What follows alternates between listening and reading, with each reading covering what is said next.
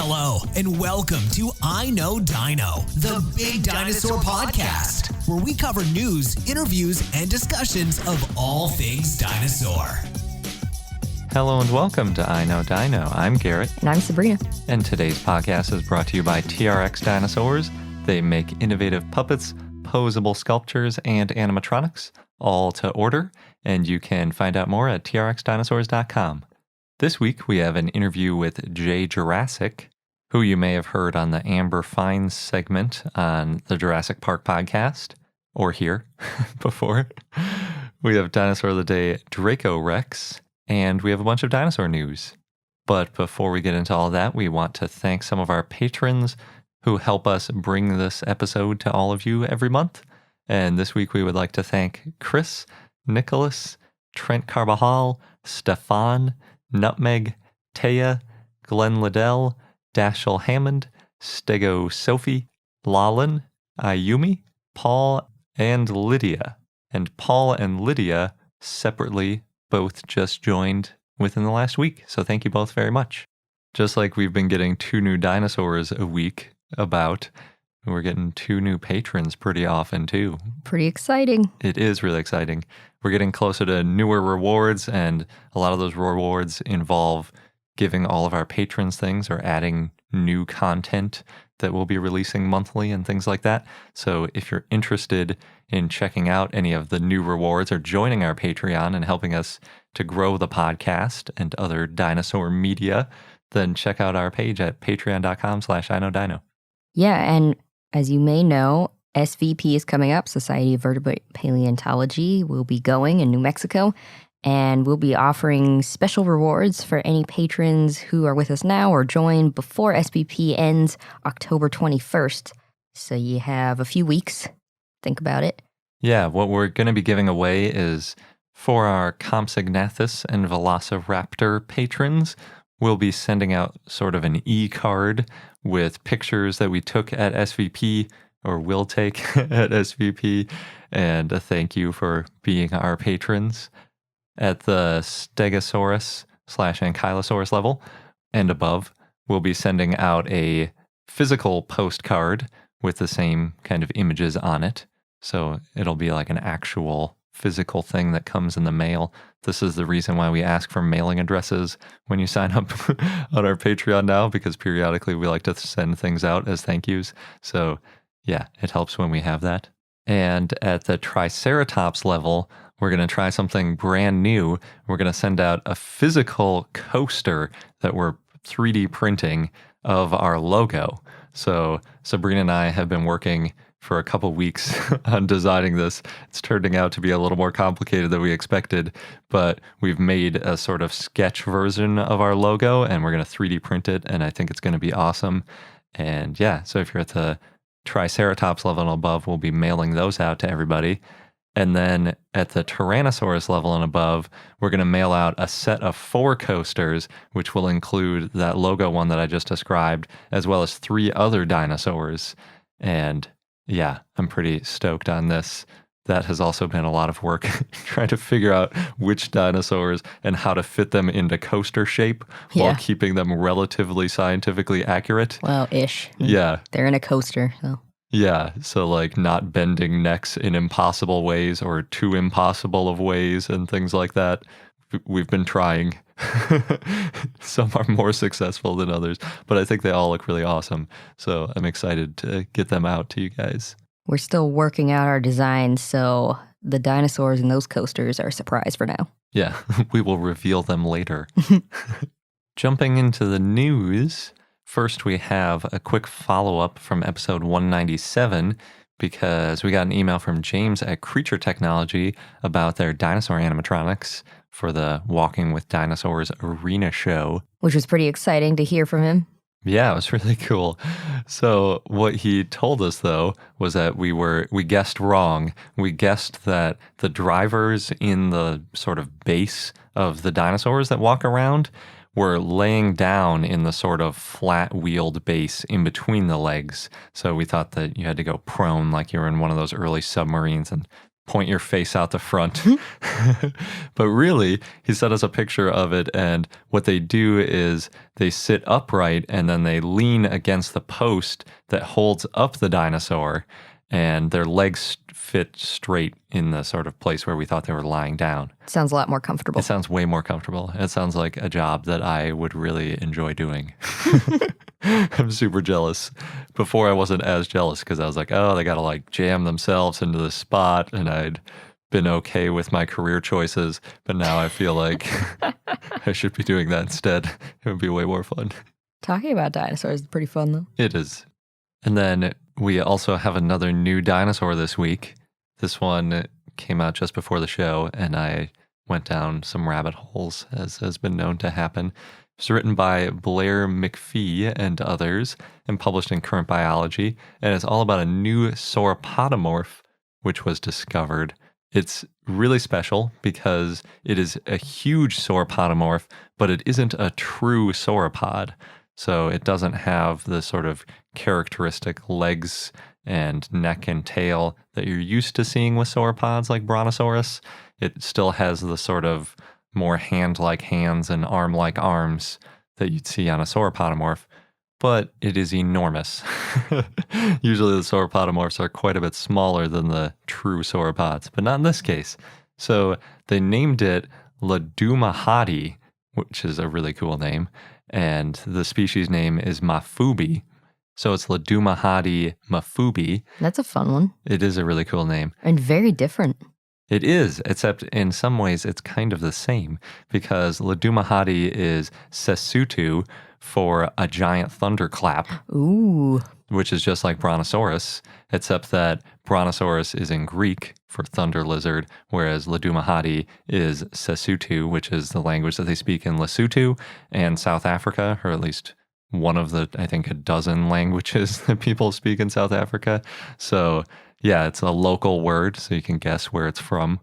And it weighed about 12 tons, even though it's from the very early Jurassic, which is enormous for a sauropodomorph. And it's by far the largest known dinosaur that existed at the time or any time before it, and therefore is probably the largest land animal that had ever existed at that point in time, which is pretty amazing.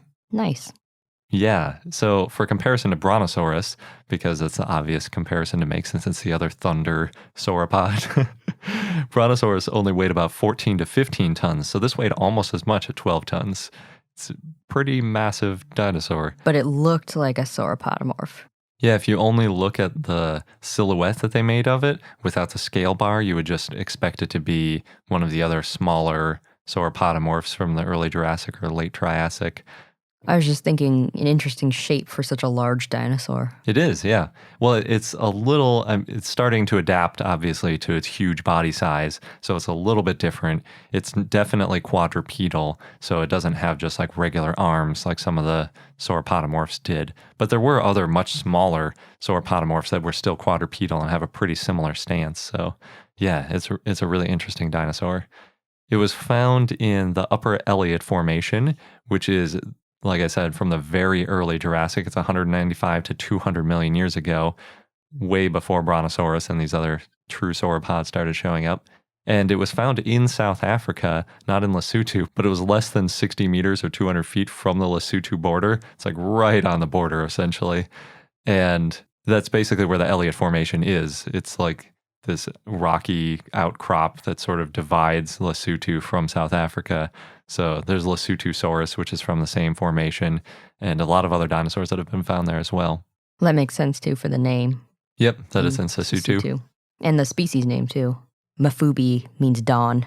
Yeah, I forgot to mention that. That's because, obviously, it's so early for such an enormous dinosaur. So it's like the dawn of the giant monstrosities. Yeah.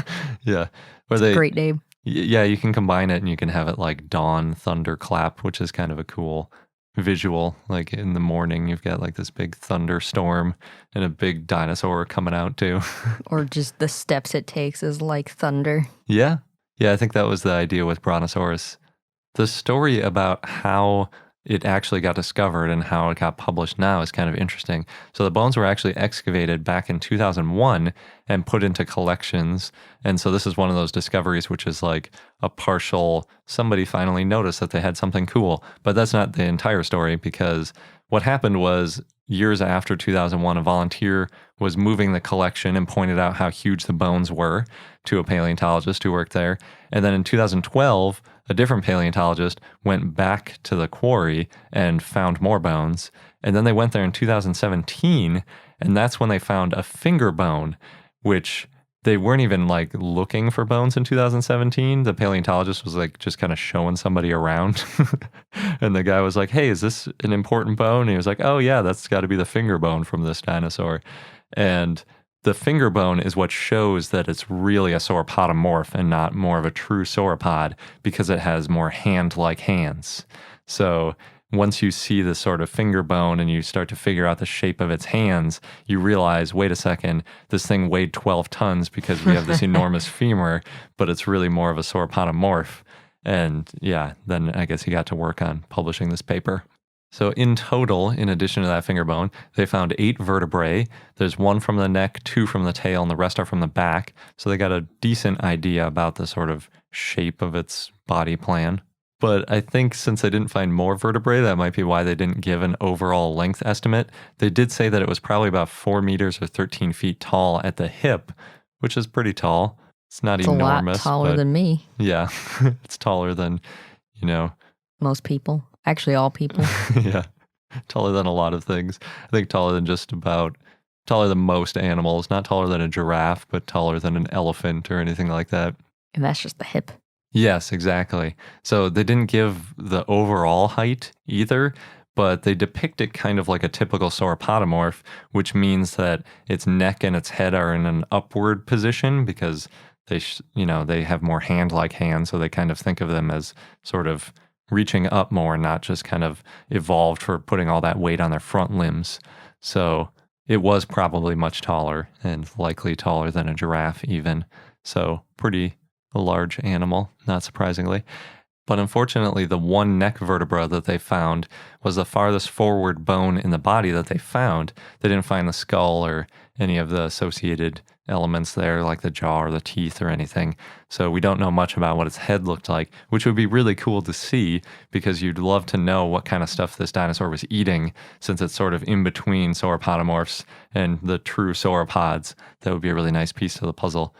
But fortunately, they did find several limb bones. They have half of a femur, they have the right ulna, and they have a few left wrist bones, which I think is kind of funny because last week we were talking about a sauropodomorph that was just miraculously only missing the wrist bones. And this time it's like that's basically all they found from the hands. So yeah, pretty weird. But like I said, really helpful because it shows the sort of general body type that it had. There's also a really good video that they made about the dinosaur, which is how I figured out how to say the dinosaur. It's usually the only way I can figure out how to say these dinosaurs is if I can find a video of the author actually pronouncing it. Fortunately, that one existed this time. And in it, he shows what he calls a toenail, which is as big as his hand. But really, it's just, it's more like a claw, like we talked about, I don't know how many months ago, with a cat. So cats have these claw bones, but then they have the keratin sheath over them. And then sometimes cats will like rip off their keratin sheath and they have these crazy sharp bones. Ooh. So it's the same kind of thing with dinosaurs, especially when you're talking about these claws on their feet. The nail gets much, much bigger. Mm-hmm. So who knows how big this toenail claw would have been. The base part, the bone part, right? Not the keratin. Yeah, because keratin very rarely fossilizes, so they only have the bone part. So he was like, I don't even know how big the claw would be with the keratin sheath over it. You know, probably as big as your arm or something. I get a very different image in my head when you say the word claw versus thumbnail. Yeah, it was or toenail. He said toenail, but I think that was mostly for dramatic effect because it's definitely more like a claw. Birds don't have toenails, they have claws. Right. But anyway, it is still crazy that either way, it's just that little bone part of it, which is so huge. They also looked at the lines of arrested growth or lags in the bone, and they found that they're really closely spaced, so they know that it was an adult when it died, because it's like tree rings. When they start to get close together, they're not growing rapidly anymore. And the dinosaur also tells us quite a bit about the transition to quadrupedality, because, as they put it, quote, many early branching sauropodomorphs were quadrupeds with flexed limbs, end quote. And basically, the way I read that was that it has more of a sprawling posture than an upright posture, because when you have flexed limbs, it's kind of like you're in a push-up a little bit. And that's the way they draw it too. That's interesting. That's how a lot of early dinosaurs were drawn. Yeah. And then, well, like they used to even depict things like real sauropods, true sauropods, as that sort of crouching way, or Megalosaurus, or a lot of these dinosaurs. Right. I think maybe even Triceratops or some of the ceratopsians when they were first discovered. Oh, well, ceratopsians they still think is a little bit more of a flexed arm position. But yeah, I think because what you assume is that since they're related to lizards, or at least we thought they were with the saurus ending, that they would have a sort of posture like a lizard. But then later on we found out, it's more of a bird thing, and they're actually kind of stand upright, more like mammals. And interestingly, they also say that it's not really a sprawling posture. They like to call it a flexed or a crouched posture, because it's more like how small mammals are today and not like how lizards are today. So they're still mostly upright. I think it's more like a pit bull or something, where they're, they kind of look like they're doing a little bit of a push-up. Their elbows stick out a little bit. That's the sort of posture that they're in, which looks really weird for a 12-ton sauropodomorph, because it's like, stand upright. Like, come on, how can you do a push-up all day like that? Well, almost anything about a 12-ton sauropodomorph is going to look weird. Yeah, but sometimes you look at it and you're like, well, it's like an elephant, sort of, but it's got a long tail and a long neck. But this thing is quite a bit different. And obviously they consider Ledumahadi to be quadrupedal, even though its hands are still very different from its feet. So very interesting transition, and probably not the transition that eventually led to true sauropods, just because this is now the third time we've seen a dinosaur that's kind of halfway in between bipedal and quadrupedal at different times. So it's hard to say which one actually evolved to true sauropods. But yeah, still a really interesting dinosaur. I'd love to see a really big replica of this thing. The paleo art looks so cool. And it actually is so similar to the way a lot of people imagine giant reptiles looking, like you said, that it's a really interesting dinosaur. So it'd fit in with the Crystal Palace dinosaurs? I think it might, yeah. If they added a sauropod, because there's no sauropod in the mix there. They could do like a 2018 reboot of the Crystal Palace dinosaurs and stick one of these in there. That'd be awesome. So it turns out that wasn't the only big thing from South Africa this week. In Eastern Cape in South Africa, scientists recently found a giant dinosaur bone bed as well. Yeah, the Ledumahadi was found right next door in the Free State province. So really close. Yeah, so good week for South Africa. Seriously. So this bone bed, it's about 200 million years old. The animals were buried together by a lot of mud, which I think that's usually what happens with bone beds. Yeah, it's common for sure. And they're looking to turn this site into a UNESCO heritage site and then have a park and dinosaur museum. There's not too much information yet. They just found this bone bed. There's a lot to look at, obviously. But they have bones of a sauropod. There's one dinosaur lying on its side, about 6 to 7 meters long, weighs up to a ton. And they're thinking it might take about 2 years before we get the first set of results. Yeah, I think that's a typical sort of time to publish. But that's like even... Maybe they're just talking about preparation, because it can take that long just to prepare it. And with a bone bed, that's so many. Yeah, sometimes that's like a blessing and a curse, because you don't want to disturb the other fossils while you're excavating one. So if they're piled too close together, it can really slow you down. Yes. But at the same time, you're excited because it's such a great find. So yeah. And you can learn a lot. Yeah, exactly. In Villány, Hungary, in a wine region in Hungary, there are dinosaur bone fragments and teeth that have been found. So in 2012, the Hungarian Dinosaur Expedition found Triassic-era fossils of dinosaurs and other fauna and flora, and they've since collected at least 30 different species of fish, amphibians, turtles, lizards, crocodiles, dinosaurs, pterosaurs, and birds.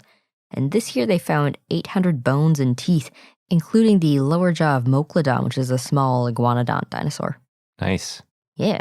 There were also new fossils found in Saskatchewan in Canada this summer.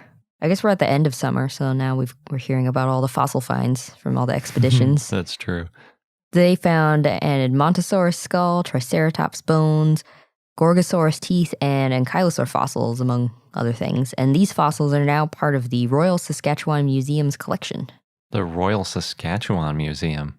Yeah. We don't talk about them often. We do not. But that's cool that they have us. Next, thanks to Ada, who shared this one with us via YouTube. So the Washington Post published a pretty cool interactive article about a mystery ceratopsian in the Smithsonian. It won't be part of the new fossil haul, but it does have a pretty interesting backstory. So it's this 6-foot-long ceratopsian skull. It looks like a Triceratops, but there's some differences. Like there's too many chambers in the nose. There's no nasal horn. There's just a bump instead. And it's got asymmetrical holes in the frill. I think 2 of them. This ceratopsian is known by 3 names. It was named first in 1905 as Diceratops hatcheri, which means 2-horned face. But then in 2007, a Russian author realized that it shared the same name as an insect that was named in 1868. So he renamed it Nedoceratops, which means insufficient horned face. Oh, yeah, I've heard of that one. But then in 2008, a Portuguese paleontologist who hadn't heard about the Nedoceratops name changed the name to Diceratops.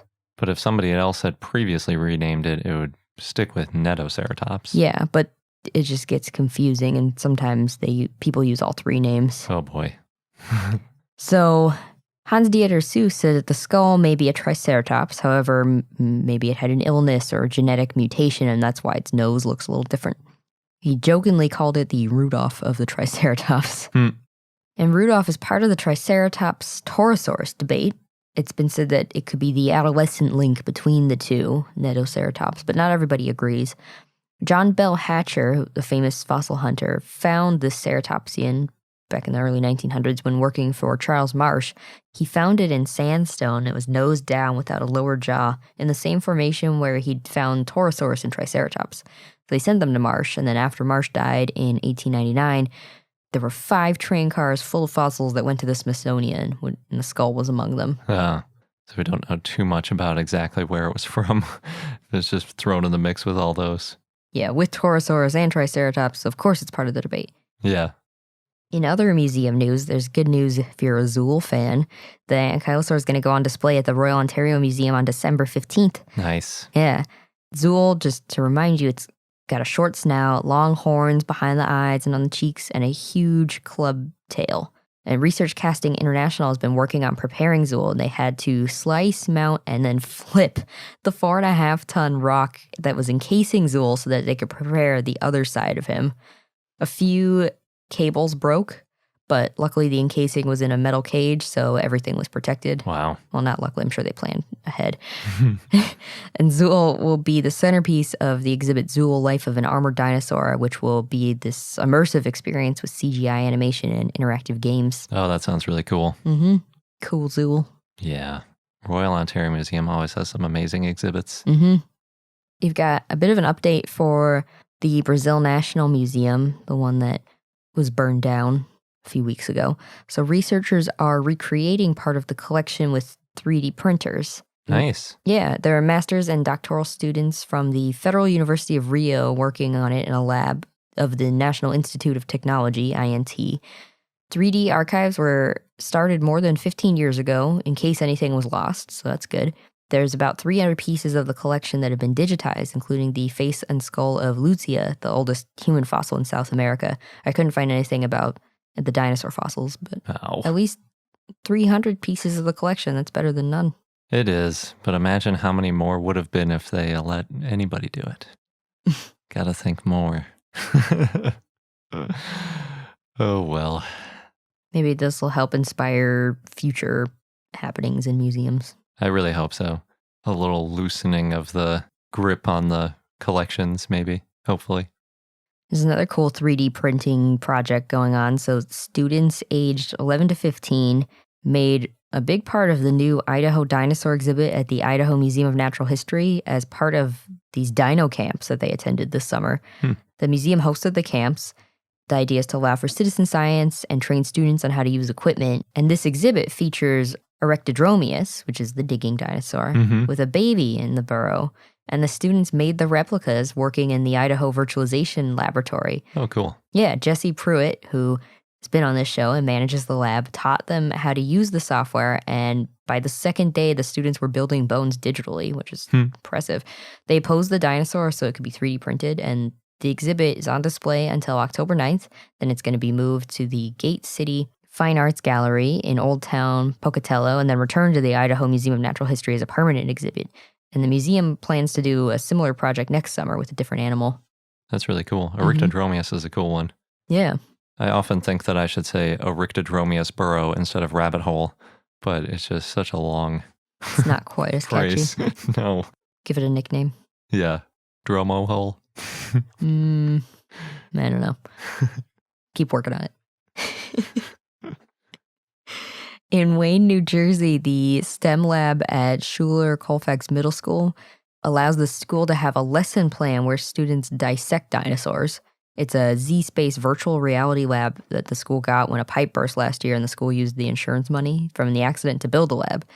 I couldn't find too many details on dissecting the dinosaur, but it sounds really awesome. Plus, you don't have to deal with any weird smells like when you're dissecting a frog or a pig. Yeah, or anything. Dissecting is pretty gnarly. Yeah. It's fun, but yeah. So in a virtual environment, can imagine. Yeah, that's better. There's no smell in that yet. One of these days, though, they're going to add smell. Maybe you just disable it if you're doing dissecting. Yeah, it's optional. Quick announcement that Dinosaur Ecosystems from Hong Kong University's their free online course is back. It started September 14th, and there's new field trips to Canada, Spain, France, and the desert of Xinjiang, China. Oh, cool. Yeah, I think last year they stuck around in either Inner Mongolia or Mongolia in a specific spot most of the time. So it's cool that they're branching out. I also heard that the Dino 101 class got a reboot, that they're up to version 2.0. Oh, nice. So those are both really good classes to start if you're just trying to learn some of the basics about dinosaurs for sure. We took both of them and enjoyed both of them. Mm-hmm. I could definitely go for a refresh. In media news, there's a new series for CBBC called Deadly Dinosaurs that features Steve Backshall. And the dinosaurs in the show there's holographic models and CGI, and Steve performs stunts and challenges to show the power of dinosaurs. So, for example, he shows the power of an ankylosaurus tail and a Pachycephalosaurus headbutt. Each episode has a theme. There's weapons, water, weirdness was a theme. And in one episode, he tries to figure out the most dangerous dinosaur of all time. So they do something like they chomp through a car like a T-Rex. They wield an axe like an Allosaurus, and they're riding the biggest tank in Britain to show the size and power of Spinosaurus.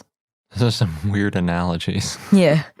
I was thinking they would do something like put a 300-pound barbell out and have him try to curl it with one arm and be like, oh, I'm not as strong as a T-Rex. That's not as fun to watch. I suppose. So I guess CBBC is children's BBC. Definitely a channel we don't get in the U.S. No, but also a channel where you'd want to see stunts like chomping through a car. And where kids should be getting real science. Hopefully there is a lot of real science thrown in the mix. We've not seen it, so we don't know. Yeah. Mashable had a pretty great video about the puppeteers who worked on the dinosaurs in Jurassic World Fallen Kingdom. So they show a team of people under a table. I think that's for the scene where Blue's being operated on. Oh, yeah.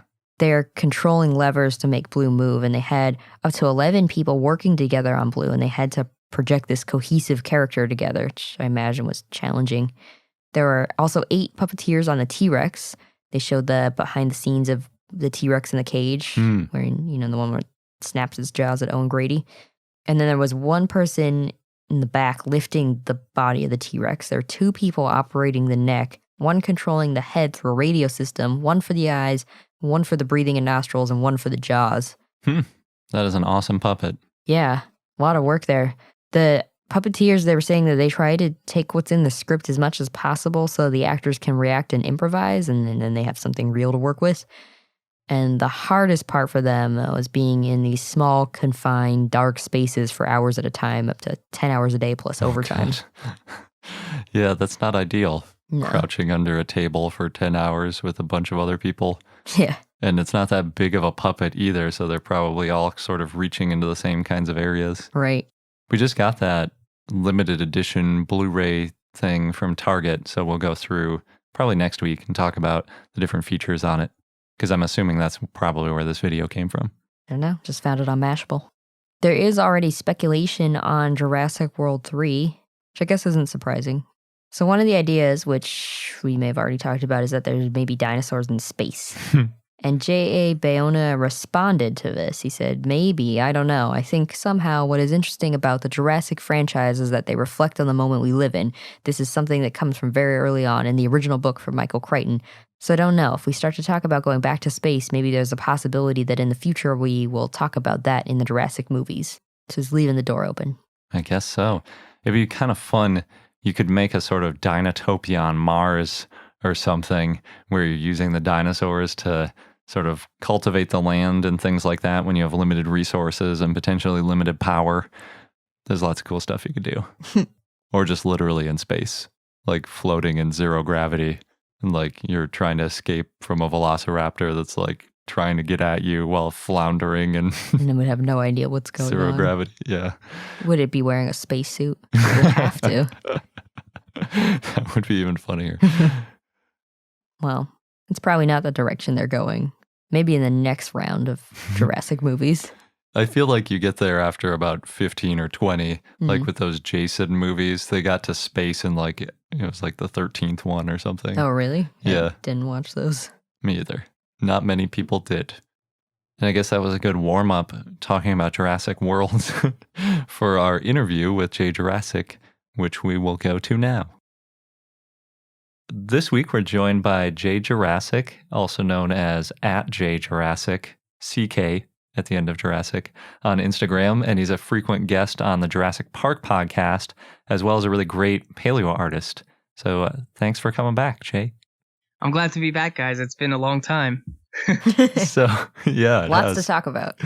So, since the last time we talked, Jurassic World Fallen Kingdom came out. What'd you think of that movie? I was a little bit disappointed, honestly. Yeah. I had a long talk about it on the Lost World Minute podcast, where I talked to the other guys. And it was me and Brad, and we talked about this movie in the sense that the first part of it, we loved it. I loved the whole island thing, but it's the first time I saw it, there was just something missing for me. My friends loved it. My girlfriend loved it too. They all were just like, oh, this is awesome. And I was just sitting there like in my chair, kind of like, what is it? There was just something that didn't click with me. And I know what it is. It's the I guess second to third act, the mansion. It just didn't click with me. Overall, like the dinosaurs, the way they looked, like the whole like spectacular type of show of it all was great, but I felt that like the mansion kind of took me out of it, and I felt like the Indoraptor was very underused. They kind of built up towards it in like marketing and whatnot, and it was just kind of like very much monster. Yeah, that's true. It was very much like a combination, like they slapped two movies together, because the first half was very much like The Lost World or something, and then the second half was literally like a haunted house kind of thing, and that was the only role that the Indoraptor really played, was just like spooky house goblin. Yeah, basically, and I've heard around on the internet, J.A. Bayona, the director, actually, he said that like Maisie was like the princess, and the Indoraptor was the dragon, and the mansion was a castle. And that's cool and all, but I was like, how does that have anything to do with Jurassic Park to me? As a fan, I'm going to be very critical about this, because I've been a fan for all these years, and just seeing kind of like, why did he use that as like a reference for the movie? Like, I don't know. It just didn't feel, it was very random. And like I said, I posted a tweet where I said, design-wise, I love how the Indoraptor looks. He looks awesome. But overall story arc or like background story to like the creature, the Indominus Rex I felt was better. Yeah, that's true. Because it felt more like an animal, more like an animal that we created. Well, not us, but InGen and Jurassic World Park created. It didn't know where its purpose was, where it was in the food chain. It was confused. It was just acting out like an animal, just like figuring things out. This one was just a vicious monster that was just out to like kill. And there's been like there was some mention that there was scenes, or not scenes in fact, but like concept art and storyboards for the Indoraptor being abused and being tortured. Fans out there, correct me if I'm wrong, but I think it was like a handler went into its cage to feed it or something, and it killed the handler. And there's an actual concept art and actually what might be a very like low grade CGI scene that was cut of the Indoraptor playing with the handler's skull. Oh yeah, we talked to Glenn McIntosh about that, who was in charge of some of the animatronics and things, and he said, yeah, that they were like practicing throwing the skull, and they actually shot, throwing the skull and like bouncing it around. The Indoraptor was kind of playing with it. I think that would have been good to leave in too. If they gave it, okay, if you're gonna make it a monster, at least give it a monster with kind of like a Frankenstein type of sob story, like Frankenstein's monster. Yeah. It would have been. I would have felt for the Indoraptor a lot more. I just seeing it, I was just like, oh, it's a monster. Mm-hmm. And even when spoiler alert, when Blue ends up killing the Indoraptor, mm-hmm. there's like a money shot of like Blue just right into the camera, like, yeah, I just did this, and I was just like, wow, that's I don't know. There's a few scenes in there I didn't really like too, like Chris Pratt moving away from the lava. Oh, really? Oh, yeah? I thought that part was pretty funny, but it was definitely like a typical sort of balancing act with Chris Pratt between like the action hero versus the comedic, like levity part. You know what I got a lot of vibe out of this movie? I got a lot of Indiana Jones vibe from the movie. I've actually talked to, I can't remember who was I talked to about it, and they're like, yeah, you're right. When they're fighting in the auction scene, like you never in the other Jurassic Park movies, you never really see a like action hero type of a thing. That's true. Yeah. Like like your main character's always been like scientists, mm-hmm. and they're not really, scientists aren't really known for like out there kicking butt all the time, except for Indiana Jones. Indiana Jones is out there kicking butt. Yeah. Like you had Grant and Malcolm in the first one, they don't really look like they're out there to pick fights. And then the second one, you have Malcolm again. And there is a scene that's cut in The Lost World of Roland Tembo, Pete Postlewaite's character, the hunter, where it was cut from the movie where he actually fights somebody in like this one. It's a really cool scene, but you never really see that. And it felt weird. I guess it's just from like an old fan bias perspective. I don't know. Like, stuff like that took me out of the movie, I don't hate the movie though. I will say that, like I've said that before, I don't hate the movie. It is, you guys know very well, I hate Jurassic Park 3, but it didn't get to that level. It just didn't resonate with me, that's all. Interesting. One of the things that really resonated with me about the movie that I really felt was the relationship between Blue and Owen. Yeah. That was awesome. Yeah. All the baby Blue stuff was really cool too. Yeah. Very cool. Very cool. Just showing how she was with him, and it made you feel for them more, like root for Blue to survive when she was shot. Things like that really worked. And, we all know that one scene that tore everybody's heart out. Oh, with the Brachiosaurus? Yes. Oh, yeah.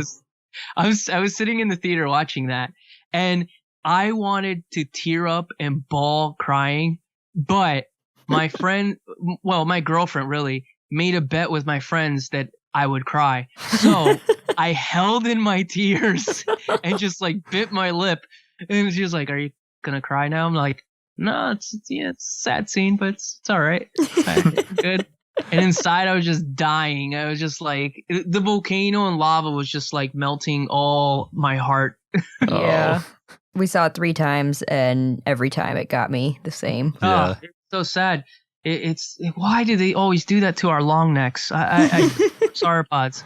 You know what I mean? Somebody I can't remember. They put the brachiosaur, and then they put the scene of Littlefoot's mom dying, and I was like, come on, that's too much. Or like even the Indominus Rex, right? In the first Jurassic World, there was like a field of dead sauropods. Yeah, it's always the apatosaurs and the brachiosaurs, just the sauropods. They're always just killed, and they don't show them like defending themselves. Except for if you watched Walking with Dinosaurs, when the Ballad of Big Al. You guys seen that? Yeah. When the Diplodocus with the whip tails, and it whips that was pretty cool. Yeah, the first time I was like, all right. Even though I did love Big Al, I was like, oh no, he's hurt. That's funny. But it was, I honestly could say I was disappointed though overall, but we'll see. Now I'm a little weary about where it's gonna head for the third one. I don't know what they're gonna do. They're saying they're gonna go like science thriller, but in today's audience and way things are, I feel like a film like Jurassic Park would be really hard to like resonate. Everybody wants the scares and the dinosaurs like right up front, Yeah.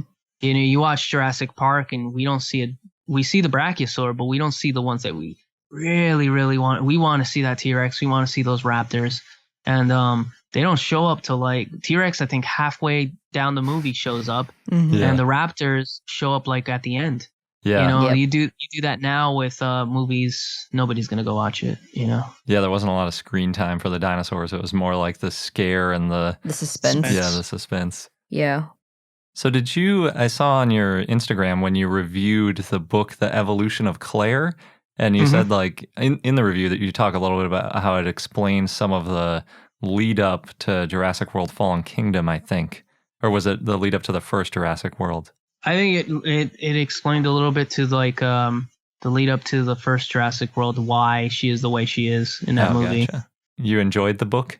I did. I actually did. I actually enjoyed the book, her character in the book more than I enjoyed her character in Jurassic World. In Jurassic World Fallen Kingdom, I understand, like, I get why she is the way she is in Jurassic World, and then the way she is in Fallen Kingdom is like it's like night and day. It's not the same person. But if you read the book, it explains why she's always been that Claire that you see in Fallen Kingdom, and because of things that happen in the book, she becomes that very like stern and cold Claire that you see in Jurassic World. Oh, okay. But it's what I really love from the book, not so much just all like the Claire's story or whatnot. It is her story, but the beginnings of the park, like explaining how they were transferring the dinosaurs, how they officially called the T-Rex Rexy, which me and Brad Jost from Jurassic Park podcast, when we were reading the book,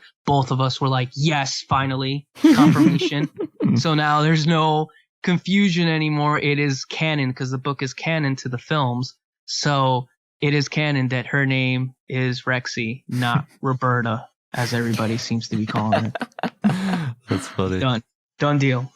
So if they talked about moving the dinosaurs, did that kind of explain how in Fallen Kingdom there weren't any dinosaurs left at the Site B anymore? Yeah, exactly. This is the gripe I've had with a little bit with the new series of movies. The explanations are being thrown through viral marketing and now books. And, the casual fan is going to be confused when they go in to see this movie. When you have viral marketing explaining all this stuff and all this background, which is cool. I love that stuff.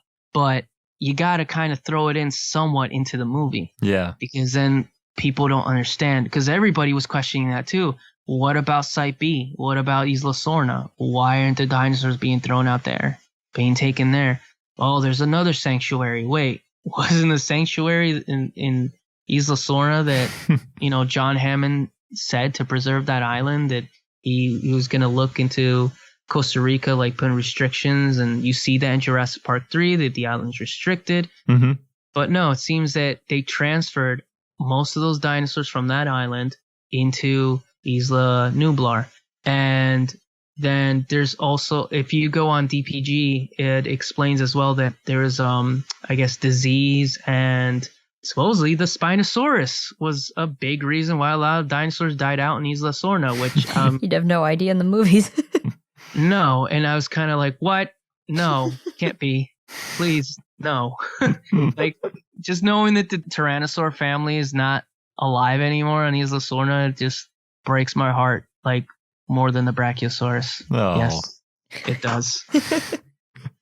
Yeah, so they say that they have background like that in the book, which is really cool. They give the dinosaurs names. One of the Brachiosaurus' name I won't ever forget is Pearl. Oh, that's pretty good. That's a good one, yeah. You know, so like it was really cool just reading that part of the book. But if you don't read the book, it's gonna be a little bit confusing when you watch the movie, unless you don't really care about that and you're just there for the dinosaurs. That's pretty much where we're at. Yeah, pretty much. Yeah, like my nephews are just there for the dinosaurs. Yeah. I saw on Instagram you got a ton of new Jurassic Park toys too, and Jurassic World and Jurassic World Fallen Kingdom. Do you have a new favorite? Oh, yes, definitely. It has to be the Colossal T-Rex. Yeah, I figured. That thing is... Oh, actually, the battle damage Colossal T-Rex, because that one roars. Ah. That one is fantastic. It is so great. It towers over every other dinosaur, and it just kind of like doesn't make sense at all within scale with anything else, but I don't care because it's so cool. It is, and like everybody's doing repaints of it, and they're making them look fantastic because the sculpts that Mattel came out with are phenomenal. Beautiful sculpts. They look just like the animals in the movies. Nice. Cool. Very well done. Is the battle damage one too? Can that one swallow the people? Yep, it's basically the same one, only with sound, and I think cool. it's a couple more dollars, but it's a Walmart exclusive. So like, I actually just recently heard that Walmart's actually clearing them out, so they're on clearance for I think like half the price now. Oh, cool. So like, now's the time. Oh yeah, definitely, because I think they restocked for the movie for the release. So, but they're not selling as well as they were before. Because they're really big, you know, and once you get like either one, if you ended up going to Target or another store and getting the regular Colossal, good luck trying to get another one of those. Like the kids asking their parents, like, "Can I get this?" No, you have one already, but this one roars. That's a good point. I know because I know from experience. When I was a kid, trying to ask my grandmother, like, can I get this one? You have that one. No, but this one's electronic. This is electronic, the Dilophosaur.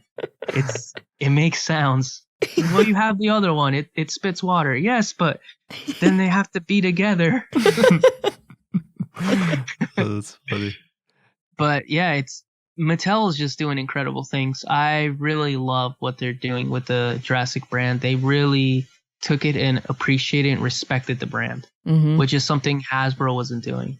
Which I can actually say I've sold basically all my Hasbro stuff. I was like, I'm done with it. Like it was junk. Like it was not really great.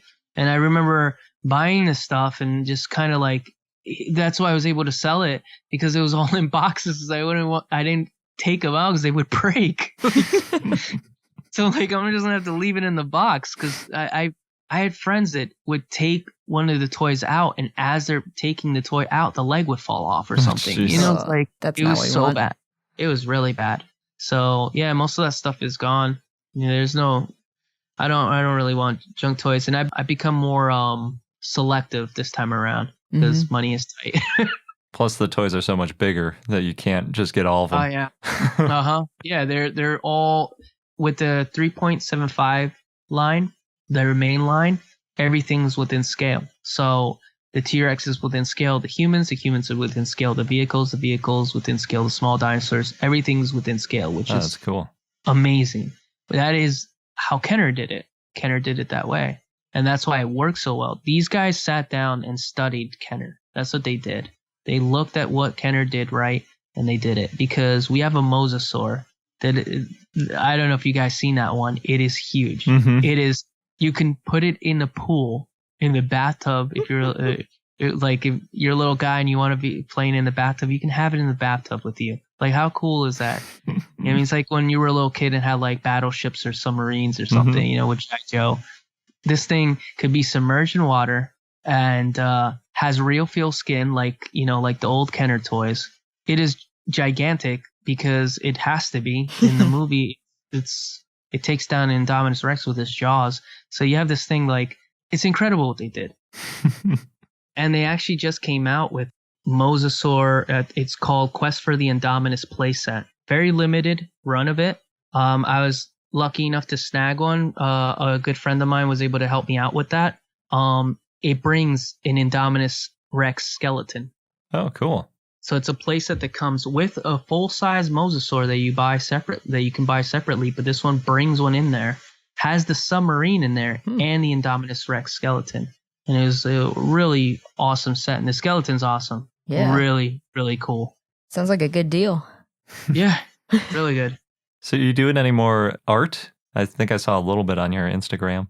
I just posted yesterday the Dilophosaurus drawing that I recently picked up again that I had started drawing a while back. And I'm telling you guys, I have this folder that just has sketches and half-drawn dinosaurs, and some of them are really, really good. And I'm like, why did I stop drawing this? So I go back to it. I put it into the computer. I make it digital. I scan it and then I clean it up because there's lots. I'm a very, very messy artist. I'm not my papers. If I'm ever giving out an original, you're gonna see smudges on the side, my fingerprint somewhere, because I'm not that clean of an artist. So I put it into the computer and I clean up the sides and whatnot and make it just the image itself of the dinosaur or whatnot. And I was cleaning up the Dilophosaur last night and I started actually coloring it, doing digital watercolor on it. And it was cool to be back doing that. But I like I said before we started recording, I was telling you guys how I am actually diligently working on a lot of art. Very much just sticking to dinosaurs. I've worked on other things here and there, and I was kind of balancing a bunch of different projects. But at the end of the day, time is very valuable, and I say, what is it that I really love to draw, and what is it that I love most of anything? Dinosaurs. And whether it's Jurassic Park dinosaurs or scientifically accurate or what we think they look like right now until it changes in 5 years again, Yeah. That's what I've been focusing on. And I've been kind of going back into the books, looking at a lot of renderings of other artists that are professionals in the paleo art field, and studying what they do, studying muscles and bone structure and all that, trying to get the basics in there. So it's not just me just drawing just the dinosaur. I want to build a dinosaur up and learning where muscles go exactly. I've done anatomy work before, but dinosaurs is different because it's they're not around. So you kind of have to use birds and somewhat reptiles to kind of see where some of these muscles would go, these tendons and these veins and arteries and heart and intestines and all that. And I've just been working on stuff like that. I haven't shown any of that work because I work on it and I don't really want to show it till it's done. With everything that was going on with the Jurassic Park, everybody was really crazy with it. It was oh, this is not the time to show this type of work. Everybody's really into this Jurassic Park stuff and whatnot. It's just I was supposed to do a contest a while ago, but then everybody was doing a contest over the summer. I was oh man, you can't really. Everybody was doing one, and I just started. Whatever, I'll start joining them and started participating in their contest, see if I could win. And I did. I actually won a Mosasaur. Nice. Yeah, I won a Mosasaur on Twitter, which is great. I just one person oh, retweet this and you might win a Mosasaur. I was like, why not? And then I did. I'm oh, wow. And then when I actually got to my house, I'm what do I do with this? Because I have 2 now, and I have 3 because I got the Quest for Indominus. So I have 3 Mosasaurs just hanging around. One in a box, one unassembled, and one assembled eating a shark. Yes, I got a shark at a dollar store. I went through like a couple of dollar stores looking for a really cheap shark so that you could put it in the mosasaur's mouth. That's pretty fun. That's good. It was kind of funny talking to like the cashier at the place or one of the workers, and I'm like, do you guys have toy sharks? They were like, oh, you like sharks? I'm like, yes I do. I'm a big shark person. Okay, yeah, we have like toy sharks here. I'm like, oh, cool. Because every other store that I went to, I was kind of like, nah, I'm not gonna say anything. And finally, I said it to one person, and the person was like really interested in like my fascination with sharks. You're like, they get eaten real well. Yeah. Have you guys, since we're talking about the toys, have you guys heard anything about the Spinosaurus toy? I don't think so. Oh, man. Well, let me tell you. It is the most elusive Mattel toy there is. Oh, actually, I did see you post on Instagram that you couldn't find it. Yes, it is. It is really bad. It's only being sold right now, basically, in overseas. Pretty sure like United Kingdom is where it's being sold mainly. There's a store called Smiths that's like exclusive to. It is exclusive to Target here in the States, but Target seems to think was just a limited run, and Mattel is saying no, just Target doesn't want to order anymore. So right now, it has become like the holy grail of the Mattel line. And I've had like talks with this other friend of mine on Twitter named Billy Reed, where me and him have talked about how much we don't like Jurassic Park 3 and the Spinosaurus itself. From the movie, the actual creature, I appreciate, but from the movie, that monstrosity serial killer dinosaur, no. But me and him are like, I hate to admit it, but I really want this dinosaur toy. And because it's so hard to find? Oh, yes, it really is. And it looks really good. Like, it looks exactly like the one from the movie. You know, they did a phenomenal job, and people are saying it's like the best toy of the line, and I'm like, excuse me, I don't think so. Don't go there just yet. But it is a very, very elusive toy, and as of right now, there's no confirmation if it's going to be sold again by Target. Us U.S. Jurassic fans are very disappointed by that, and we've tried, like, there was one time, I guess a lot of us just started asking Target, and I don't know if it's a bot or if there's somebody that just handles their Twitter account, but they answered me back, and that's, I think, the post that you saw, where they're telling me it was a limited run. I'm like, you guys never said it was a limited run. So there's a whole thing with that right now. So that pretty much is like the main toy I'm after. I'm good with everything else. I'm not really looking to get more stuff. I'm good. I passed on a lot of them. But this one's become a quest. Oh yeah, that one is, yeah, definitely. I need that one. But I am not paying $100 for it on eBay. That's how much it's going for. Oh, jeez. Wow. Are there any other projects or things you're working on that you want to share? I am, like, everybody's doing repaints of dinosaurs, and I haven't repainted or worked on custom toys in a long time. I know I remember, I think the last time I was on here, I had talked to you guys that I do that. I just had, like, stopped. I haven't done it in a long time, but I see a lot of people doing that. It's kind of caught the bug again. I've been wanting to get back into repainting. I am repainting a dinosaur for a good friend of mine, Matt Brando. He sent me his colossal T-Rex battle damage one that roars, and I'm painting it right now, little by little, when the time is there. He told me to take my time, which I was like, good, man, because because I told him at first, I was like, I don't know if I can, man. My time is like really. He's like, here, man, I'll send it to you. I know you'll do a great job. Just take your time. And I'm trying to make it like a phenomenal type of T-Rex. Like, I'm trying to make it look exactly like Rexy from the movie. Trying to make it as close as possible to one of like Stan Winston's maquettes. Like, all the detail, everything that I can to it. Cool. So that, like, I send it to him, he's gonna just like either be overly excited or just drop dead from the excitement itself. think it's a real T-Rex that pops out of the box. Oh! You have to post a picture when you're done with it. Oh, I definitely will. It's right now I just kind of have like the base layers of the browns and like grays, because it's weird because like you have to kind of really look at a certain model of it because there's so many different type of like variations of the first Rex. Because before she was being filmed with the rain, she was a certain color, and then the rain muddled the color. The maquette's a different color. Like, it's just, so you kind of have to find a balance. And then when the CGI is a different color too. The CGI, when you see her like eat the Gallimimus, she's like this reddish brown with stripes.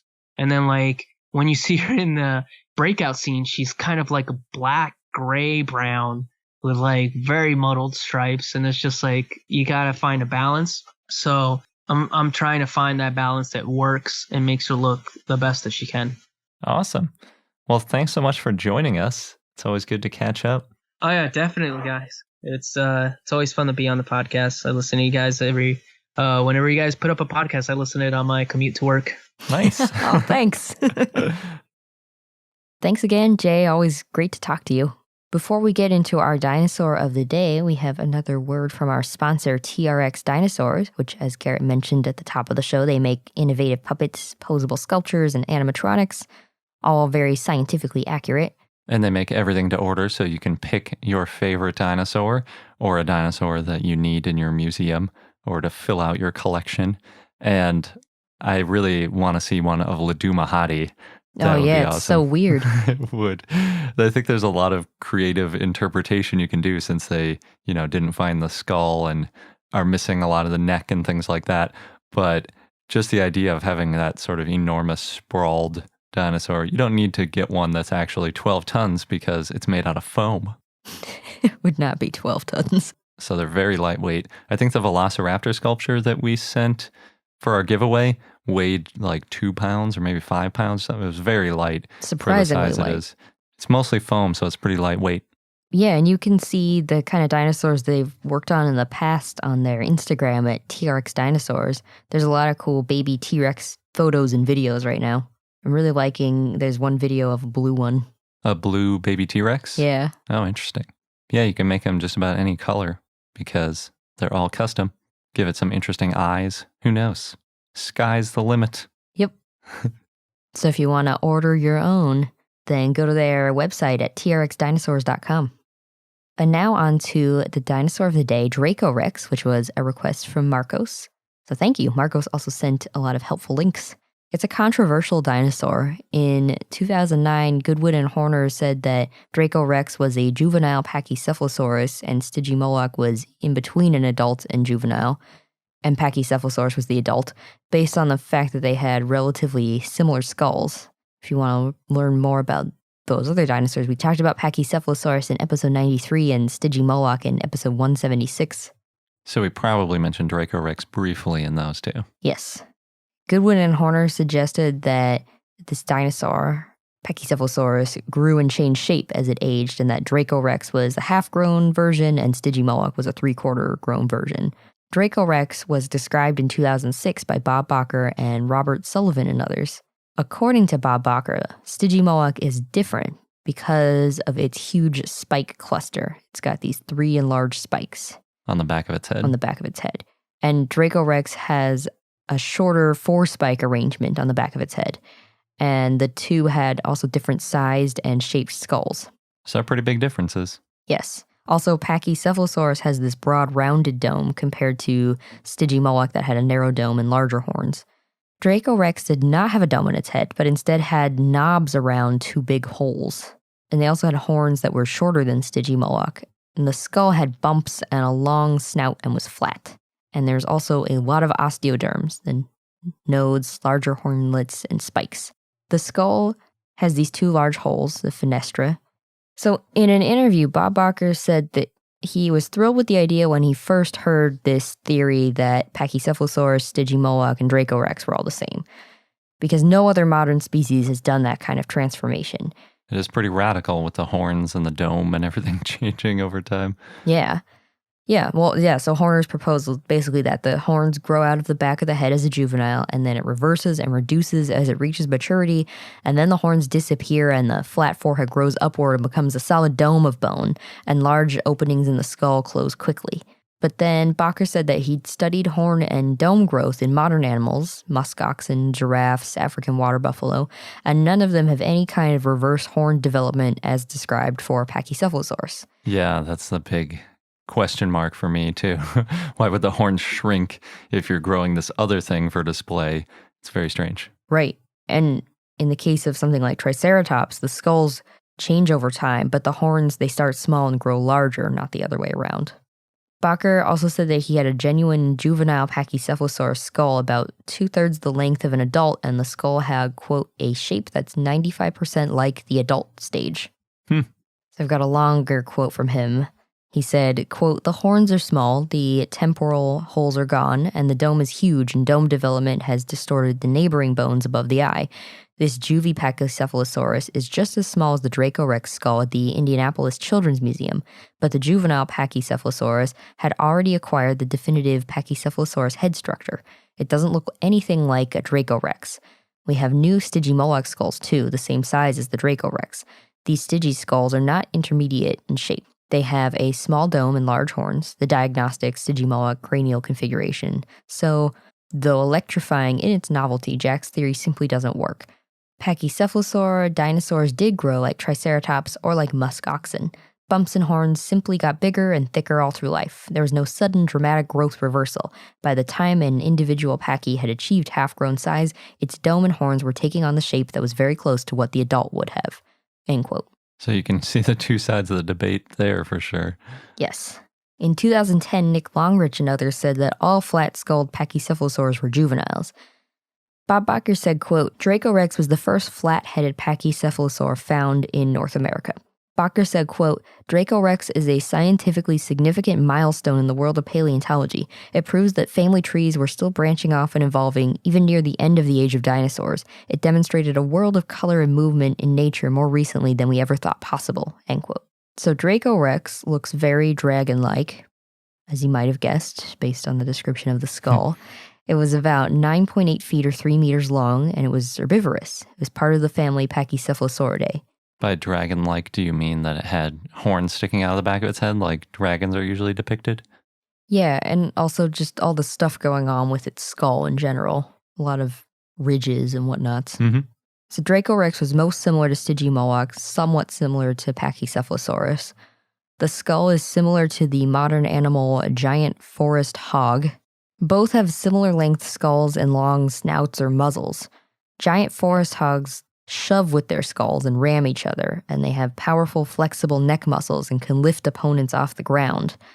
As the fight escalates, the giant forest hog runs into each other, and then they ram their flat skulls together, sometimes fracturing bones. Jeez. That makes me think those studies where they say, they wouldn't have slammed heads together because it would have fractured something. It's like, well, maybe it would have. But that doesn't necessarily mean they didn't do it. That's interesting. Hard to say. So Dracorex may have pressed their heads together and then pushed, and then the knobs and ridges on the skull may have helped hold the skull together to prevent slipping. The spikes on the back of the skull also could have inflicted fatal wounds on the flank. So Oryx, which is a modern antelope, used their backward-facing horns to kill predators, so maybe Dracorex and Stygimoloch did something similar. Interesting. Like a self-defense rather than a display structure purely. Yeah, could be. So Dracorex was found by Steve and Pat Salisbury, or brothers, and Brian Buckmeyer from Sioux City, Iowa, while on a fossil collecting trip. They donated the skull to the Children's Museum in Indianapolis in late 2004 so that it could be studied. They found one nearly complete skull and 4 neck vertebrae. The type species is Dracorex hogwartsia, and the name means Dragon King of Hogwarts. That's such a good one. Yes, it is Harry Potter. So, and Draco, even though it's Dragon King, it's really named after Draco Malfoy. Yeah, I think so. Yeah, Bob Bakker and others named it, and then they let J.K. Rowling know. And in a video with Bob Bakker, he said that she was a fan of the name. Who wouldn't be? Yeah. Bakker said the species is named in honor of her contribution to children's education and the joy of exploration. And he also said that the name Hogwarts came to him as soon as he saw the skull. Interesting. More of that dragon-like resemblance, I guess. It's a good way to name something. It doesn't have any sort of implied behavior in it. It's just kind of what you think when you look at the skull. Mhm. So even if it turns out to not be what you thought it was, it's not like, oh, I named it a ceratopsian and it's not a ceratopsian. It's cool. I named it a dragon. And it still looks like a dragon, no matter what it actually is. Yeah. So Rowling said, quote, "The name of Dracorex Hogwartsia is easily the most unexpected honor to have come my way since the publication of the Harry Potter books. I'm absolutely thrilled to think that Hogwarts has made a small claw mark upon the fascinating world of dinosaurs. I happen to know more on the subject of paleontology than many might credit because my eldest daughter was Utah raptor obsessed, and I am now living with a passionate Tyrannosaurus Rex lover, aged 3. My credibility has soared within my science-loving family, and I'm very much looking forward to reading Dr. Bacher and his colleagues' paper describing, quote-unquote, my dinosaur, which I can't help visualizing as a slightly less pyromaniac Hungarian horntail," end quote. That's awesome.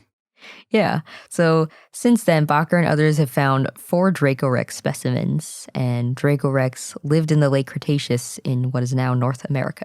I hope that they leave it as its own genus just because I love that species so much. And I know that's not a scientifically valid reason to want a genus to stay unique, but You just like the name? I still, yeah. Sort of like you and Brontosaurus. Yeah. But that one's real now.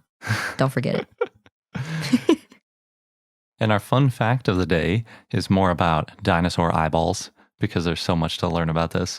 So in my Eryctodromius burrow, I discovered that there's an article by Margaret Hall from 2008 where she kind of looked into how we might figure out what dinosaur eyeballs were actually like, even though eyes don't fossilize.